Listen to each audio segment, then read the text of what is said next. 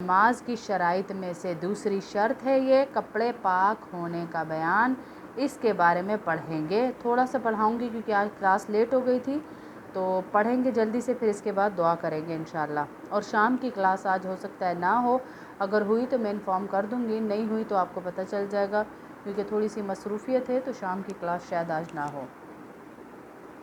سوال ہے کہ کپڑوں کے پاک ہونے سے کیا مراد ہے؟ کپڑے پاک ہونے سے کیا مراد ہے؟ صاف تو ہمیں نظر آ رہے ہیں، کلین نظر آ رہے ہیں، دھلے ہوئے نظر آ رہے ہیں، لیکن پاک کپڑے کسے کہا جاتا ہے؟ کپڑوں کو پاک ہونے سے کیا مراد ہے؟ جو کپڑے، جواب ہے اس کا کہ جو کپڑے نماز پڑھنے والے کے بدن پر ہوں، جیسے کرتا، پاجامہ، ٹوپی، عمامہ، اچکن وغیرہ، ان سب کا پاک ہونا ضروری ہے۔ جو نمازی نے پہنے ہوئے ہوں ان کپڑوں کا پاک ہونا ضروری ہے، یعنی ان میں سے کسی پر نجاست غلیظہ کا 1 درہم سے زیادہ نہ ہونا اور نجاست خفیفہ کا چوتھائی کپڑے تک نہ پہنچنا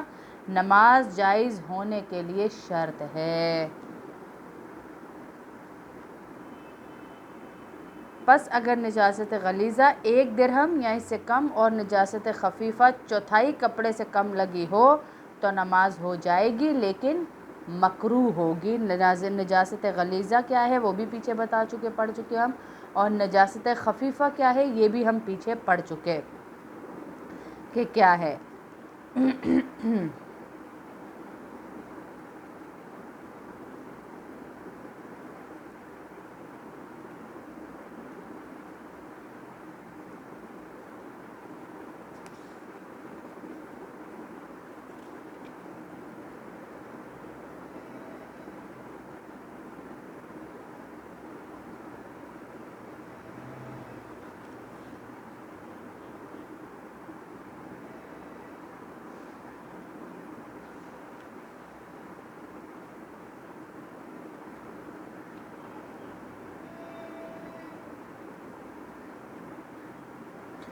دوبارہ سے میں دہرا دیتی ہوں آپ کے لیے کہ نجاست غلیظہ کیا ہے اور نجاست خفیفہ کیا ہے، کیونکہ ہم مسئلہ پڑھ رہے ہیں کہ کپڑوں کے پاک ہونے سے کیا مراد ہے۔ تو یہاں پر بتایا گیا کہ جو کپڑے نماز پڑھنے والے کے بدن پر ہوں، جیسے کرتا، پاجامہ، ٹوپی، اچکن وغیرہ، کوئی بھی دوپٹہ وغیرہ لیا ہوا ہے، تو ان سب کا پاک ہونا ضروری ہے، یعنی ان میں سے کسی پر نجاست غلیظہ 1 درہم کے برابر، 1 درہم کے برابر، 1 درہم سے زیادہ نہ ہو اور نجاست خفیفہ کا چوتھائی کپڑے تک نہ پہنچنا نماز جائز ہونے کے لیے شرط ہے۔ اب نجاست غلیظہ ہم نے پڑھی تھی کہ کیا ہے، جیسے آدمی کا پیشاب وغیرہ ہے۔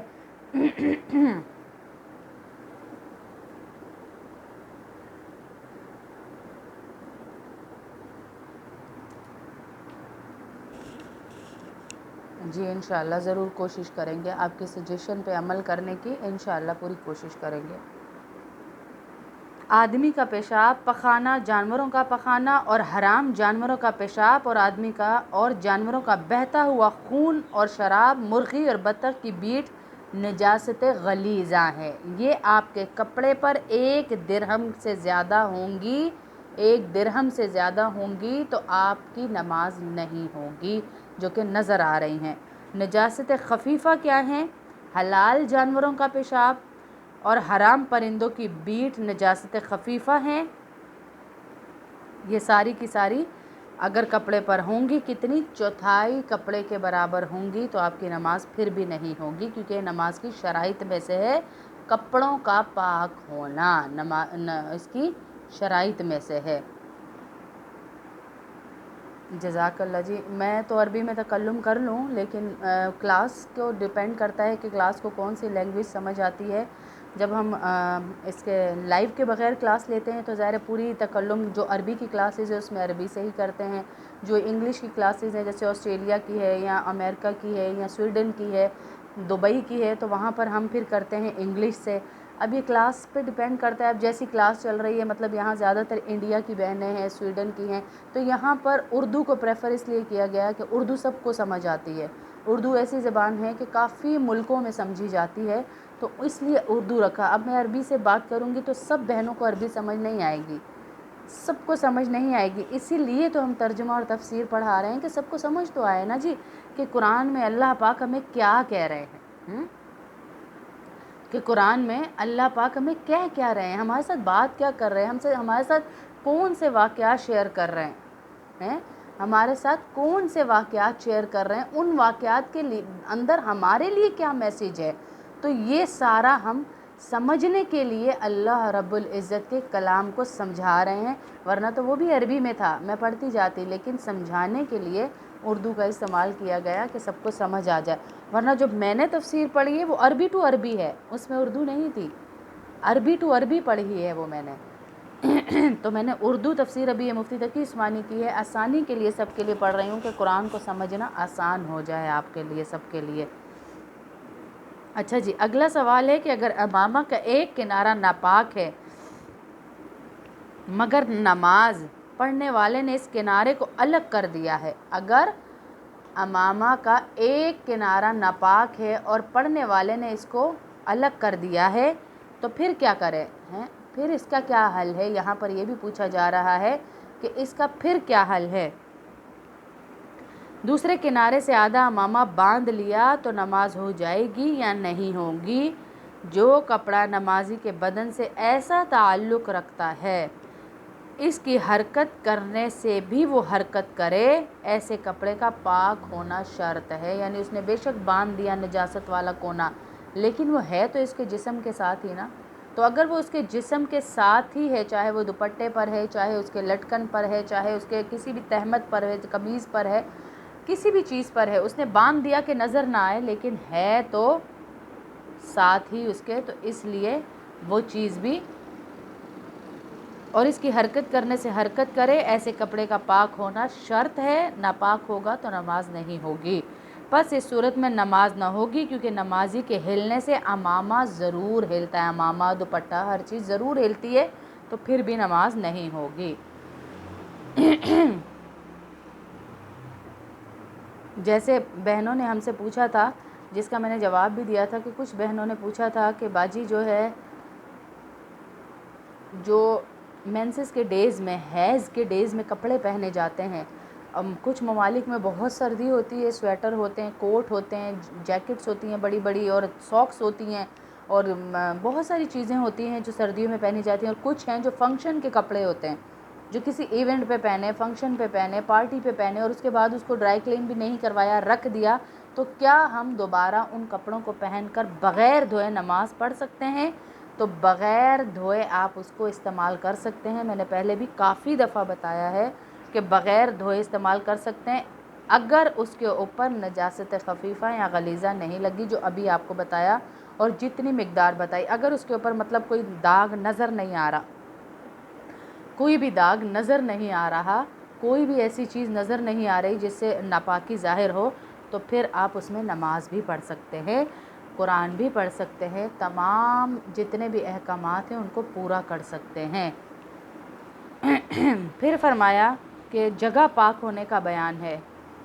جگہ کے ٹائم کیا ہوا؟ اچھا، جگہ کے پاک ہونے کا بیان ہے، تیسری شرط ہے یہ نماز کی، نماز پڑھنے والے کے دونوں قدموں اور گھٹنوں اور ہاتھوں اور سجدے کی جگہ کا پاک ہونا نماز کی تیسری شرط ہے۔ نماز پڑھنے والے کے دونوں قدموں، گھٹنوں، یعنی جتنے احاطے میں وہ نماز پڑھ رہا ہے یہ حصہ اس کا پاک ہونا چاہیے۔ سوال، جس چیز پر نماز پڑھی جائے اگر اس کی دوسری جانب ناپاک ہو تو کیا حکم ہے؟ اب جس احاطے میں نماز پڑھ رہی ہوں، جس ایریے میں، وہ اتنی تو پاک ہے جہاں پر میں نماز پڑھ رہی ہوں، لیکن باقی جگہ ناپاک ہے، تو پھر کیا حکم ہے؟ جس چیز پر نماز پڑھی جائے اگر اس کی دوسری جانب ناپاک ہو تو کیا حکم ہے؟ اگر لکڑی کے تختے یا پتھر یا بچھی ہوئی اینٹوں پر یا کسی اور ایسی سخت یا موٹی چیز پر نماز پڑھی اور اس کا وہ رخ جس پر نماز پڑھی پاک ہے تو نماز ہو جائے گی، نماز ہو جائے گی آپ کی، اس میں کوئی حرج نہیں ہے۔ دوسرا رخ ناپاک ہو تو کچھ حرج نہیں، اور اگر پتلے کپڑے پر نماز پڑھی اور اس کے دوسرے رخ پر نجاست تھی تو نماز درست نہیں ہوگی۔ آپ کے نیچے، جیسے آپ نماز پڑھ رہے ہیں، نیچے والا حصہ ناپاک ہے اور اوپر آپ نے کوئی چیز بچھا لی اور آپ نے نماز پڑھ لی تو اس کے بارے میں یہ حکم ہے کہ اگر موٹی جگہ ہے، لکڑی تختہ یا بچھی ہوئی چیز موٹی ہے بہت، تو تب تو میں پاکستان سے ہوں جی، تو تب تو آپ کی نماز ٹھیک ہو جائے گی، لیکن اگر وہ چیز بہت پتلی ہے تو پھر آپ کی نماز نہیں ہوگی۔ سوال نمبر 2 ہے، اگر کپڑا دوہرا ہو اور اوپر والا پاک نیچے والا ناپاک ہو تو کیا حکم ہے؟ یعنی استر لگا ہوا ہے، ناپاک اور پاک موٹا کپڑا ہے، دوہرا کپڑا ہے، استر لگا ہوا ہے نیچے، ڈبل کپڑا ہے، تو پھر کیا حکم ہے؟ اگر یہ دونوں آپس میں سلے ہوئے نہ ہوں اور اوپر والا اتنا موٹا ہو کہ نیچے کی نجاست کی بو یا رنگ معلوم نہ ہوتا ہو تو نماز جائز ہے، اور اگر دونوں تہیں کپڑے کی سلی ہوئی ہیں تو احتیاط یہ ہے کہ اس پر نماز نہ پڑھی جائے۔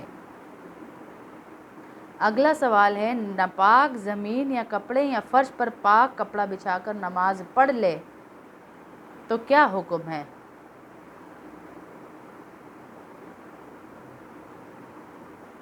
تو کیا حکم ہے؟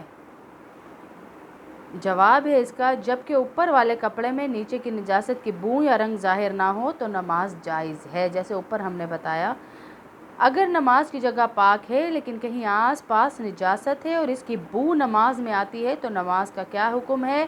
آس پاس بھی بعض اوقات جگہ گندی ہوتی ہے، لیکن اس میں بھی دیکھیں، جو ہم کہتے ہیں نا میرا دل نہیں مانتا، وعلیکم السلام ورحمۃ اللہ وبرکاتہ، میرا دل نہیں مانتا کہ میں نماز پڑھوں، ناپاکی ہے، سفر میں ہوں، اب ادھر بھی ناپاکی، ادھر بھی، جیسے ٹرین ہے یا کوئی ایسی جگہ ہے، کوئی ہوٹل ہے، راستے میں رکے ہیں اور نماز پڑھنی ہے، تو اس میں بھی کہا کہ نماز ہو جائے گی، لیکن قصداً ایسی جگہ پر نماز پڑھنا اچھا نہیں، قصداً جان کر اسی جگہ کو سلیکٹ کرنا اچھا نہیں ہے، ہو جائے گی، لیکن آس پاس گندگی، نجاست، غلاظت پڑی ہوئی ہو تو آپ جو ہے احتیاط کر کے دوسری جگہ کا اختیار کر لیں اور دوسری جگہ نماز پڑھیں۔ یہ اتنی باریکیاں، اتنے مسائل، اتنی چیزیں، اتنی شرائط بتانے کا مقصد یہ ہے کہ نماز بہت اہم چیز ہے، نماز بہت اہم چیز ہے، اس لیے اس کے بارے میں بہت بات کی گئی کہ کسی نہ کسی طرح نماز ادا کی جائے، نماز نہ چھوڑی جائے۔ یہ جو عورتیں کہتی ہیں نا کہ باجی مجھے 10 دن ہو گئے میں نے نماز نہیں پڑھی، 15 دن ہو گئے نماز نہیں پڑھی، میرا دل نہیں مانتا، میں پاک نہیں ہو رہی، اپنے ہی طور پر ان کو لگتا ہے کہ میں پاک نہیں ہو رہی، 15 دن، ایک مینسس کی ڈیٹ سے دوسری مینسس کی ڈیٹ تک 15 دن کی پاکی کے دن ہونے چاہیے۔ اگر 14 دن بھی گزرے اور آپ کو دوبارہ مینسس ہو گئے تو آپ پھر بھی وہ 15ویں دن کا نماز پڑھیں گی، 15 دن پاکی کے آپ کے گزرنے چاہیے، اس کے بعد آپ اپنی ڈیٹ فکس کریں گی کہ اب یہ میری ڈیٹ ہے، ورنہ آپ اتنے دن اپنے دل کی سن کے اللہ سے دور رہیں، اللہ کے نمازوں سے دور رہیں، اذکار سے دور رہیں، یہ بالکل مناسب نہیں ہے۔ آپ ضرور مسائل کو جانیے، سنیے اور پوچھیے، کم از کم پوچھیے، آپ لوگوں کو نمبرز دیے گئے ہیں، واٹس ایپ نمبر دیے گئے ہیں کہ آسانی ہو آپ لوگوں کے لیے۔ اب جس ملک میں اذان ہو رہی ہے، نماز کا وقت ہو گیا، وہاں نماز پڑھ لیں، ہم بھی انشاءاللہ